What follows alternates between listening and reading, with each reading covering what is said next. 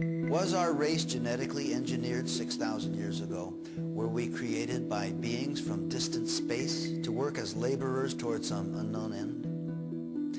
From ancient cave paintings to the conquest of space, we have grappled with the truths of our beginnings.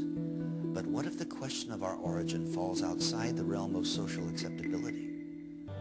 Over the course of the 20th century, we have witnessed exponential advancements in the collective knowledge of mankind.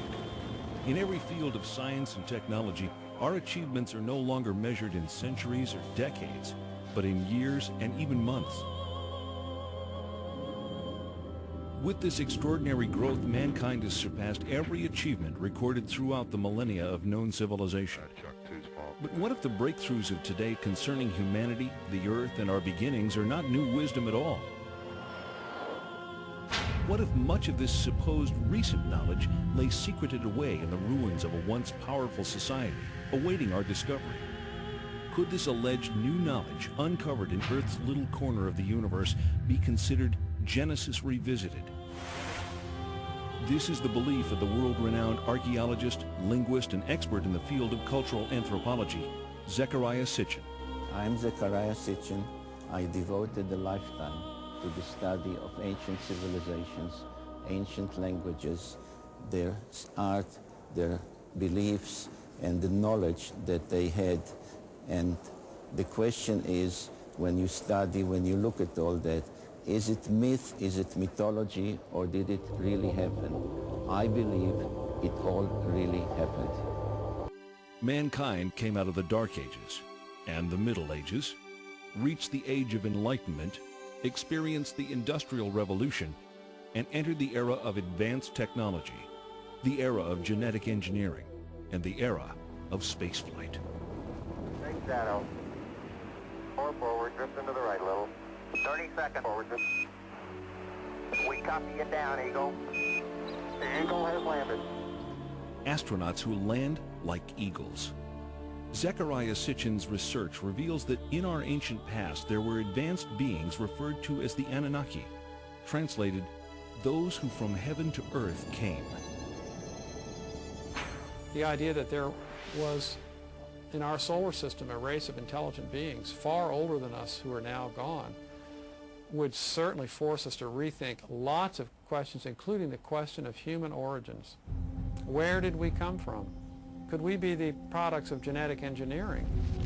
The hypothesis that modern science is only now catching up with ancient knowledge is inspiring scientists and researchers to increase efforts to rediscover that which may have been lost over time.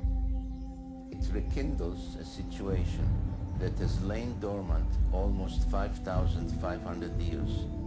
The incident of the Tower of Babel. In the Babylonian version of the biblical story, the people of Babylon were building a tower whose head shall reach the heaven, in which a Shem, a space rocket, was to be installed under the direction of their supreme god. But the other deities were not amused by this foray of mankind into the space age. The biblical story recalls that Yahweh came down to see the city and the tower that the humans were building, and he said to his colleagues in Genesis chapter 11, "This is just the beginning of their undertakings. From now on, anything that they shall scheme to do shall no longer be impossible for them. Come, let us go down and confuse their language so that they should not understand each other's speech." Thanks to the science of archaeology, experts now know that the first great civilization emerged almost 6,000 years ago. Older than the Greeks, older than the Mayans, older than the Incas. The people of this society were called Sumerians, after their land, Sumer, in the great plain between the Euphrates and Tigris rivers, today's Iraq. The book of Genesis calls the land Shinar. For generations, biblical scholars either ignore biblical references to ancient kingdoms or categorize these as legend or lore. Through the study of historical relics and the translation of ancient languages, many biblical researchers now believe that the previously questioned Old Testament references are indeed historically authentic accounts of flourishing, advanced cultures. If you study the Genesis document God made Adam out of clay and then took Eve out of his rib, one of his ribs, etc.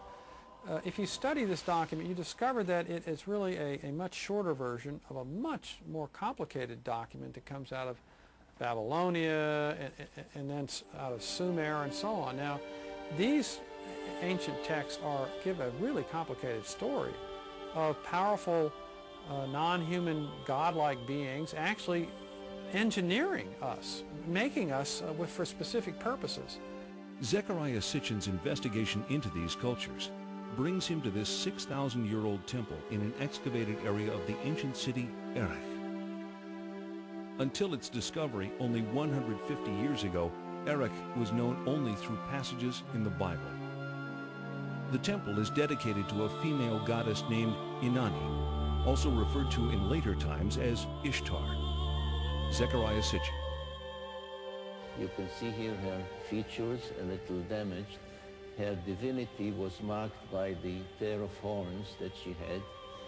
She held a jar with the water of life, and she was surrounded as a decoration, but perhaps also symbolically, with a symbol that some refer to as entwined snakes, which was the symbol of science in those days, 6,000 years ago.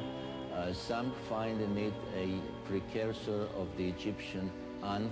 Since that time, authors like Zecharia Sitchins have gone to the far ends of the earth looking for clues, painstakingly piecing together enough fragmentary evidence to build a new theory of human evolution.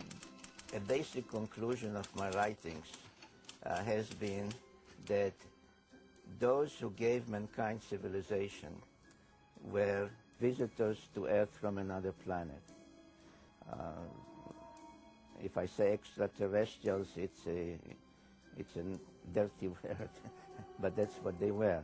This is called a... Sitchin is one of the few people on Earth able to read 6,000-year-old Sumerian texts. These writings, according to Sitchin, contain unmistakable clues to ancient intergalactic space travel. And in order to come and go between them, their planet and our planet, they needed a space facility. The space facility was in a place in Mesopotamia, in today's Iraq. The mission control center was at a place called Nippur, and the actual spaceport was in a place called Sipar, which can be translated as Bird City. Many of them were depicted as birdmen with wings. People that look like us, not with little horns or green, people that look like us started to come between their planet and Earth about 450,000 years ago. Why do they look like us? We look like them. Because if you know the Bible, which is based on the Sumerian tales, at some point they engaged in genetic engineering and mixed their genes with the genes of Homo erectus. We can use various scientific terms, but let's say with early hominids to bring about Homo sapiens, us. Well, where did all this come from? And I think that you need to turn to the ancient Sumerians themselves and listen very carefully to what they have to say, because what they have to say, not just in one place, but over and over and over again, is that they were taught civilization by these beings that came from the heavens to the earth. They called them the Anunnaki. The Sumerians wrote down their history on clay tablets like these, which lay ignored in a Berlin museum for half a century. Few people have been able to decipher this ancient language, but one of them is Zecharia Sitchins. The writings and the pictorial evidence left behind by the Sumerians going back 6,000 years speak and depict people who came from another planet called Nibiru, and many of the depictions show them much bigger, at least by a third, perhaps more than the average human being, so they were giants. This Sumerian cylinder seal from a Berlin museum is astonishing for several reasons. First, it depicts our solar system with the sun at the center and the planets arrayed around it, a fact not known to European science till around 300 years ago.